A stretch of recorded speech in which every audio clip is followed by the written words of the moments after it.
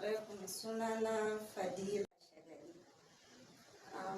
Yan uwana yadda ake kwanciya da amarya a daren farko shine daga lokacin da aka kawo maka amarya, yan uwanta suka zo aka siyan baki, aka yi addu'o'i, aka ci kaza mai ciwaye, aka yi aka gama. Daga nan za ka tashi da kai da ita, za ku da alwala ku yi sallah, sannan aka dafa kanta kai mata addu'a. Daga nan wajen za ka ɗauko abincin da ka kawo mata ko kazan da ka kawo mata, na wajen za ka bi ta a hankali kana bata, don ka samu da ita bata ci da kanta saboda tana jin kunyanka. Daga nan wajen ka nan gaba ta hankali tana ta ƙoshi, tana da ɗan yatsu, amma ba fa dole za ka daure ka nan gaba ta, kana bata tana ci a hankali har sai ta ce ta ƙoshi. Daga nan za ka ɗauke ta ka je ka wanke mata hannu, na ka san ba ta iya tashi da kanta ta je ta wanke ba. Ta je ka wanke mata, za ka dawo ka umarce ta ta saka night gown, wata kuma kai za ka ɗauko ka sa mata, na ka san wata ba za ta iya saka ba.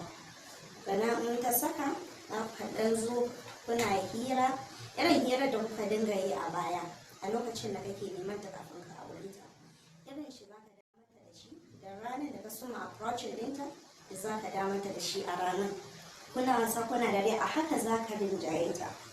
Daga nan ne za ka soma dan shafa kanta, kana dan kisa ta a hankali har hannunka ya baka nuwanta. Daga nan za ka tafi da ita a hankali har sai hannunka ya kawo kan private part ɗinta. Daga nan in hannun ya kawo, daga nan suka bi hankali, amma ba ce aka yi a'a yana kaiwa kawai ka faɗe ta ka tura da ƙarfi ba.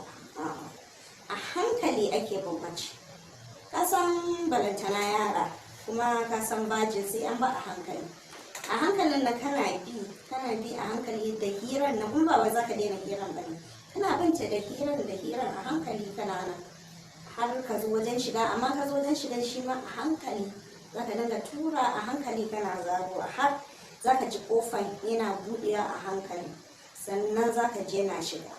Amma ba duka za ka tura a tuwansu ba, dole iya abin da ya ɗan shiga a daidai lokacin da shi za ka yi amfani, saboda kar ka ji mata ciwo.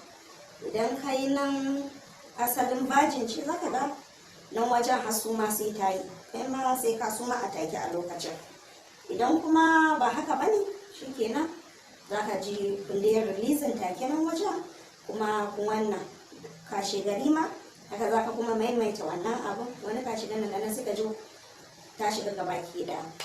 To a haka ake shiga amarya ranar farko, ba wai ƙarfi ake tura ba, don kun san ku maza yanzu da ƙarfi kuke bin mace, kuma ba a bin mace da ƙarfi, komin girmanta komin ƙanƙaninta a hankali ake barta.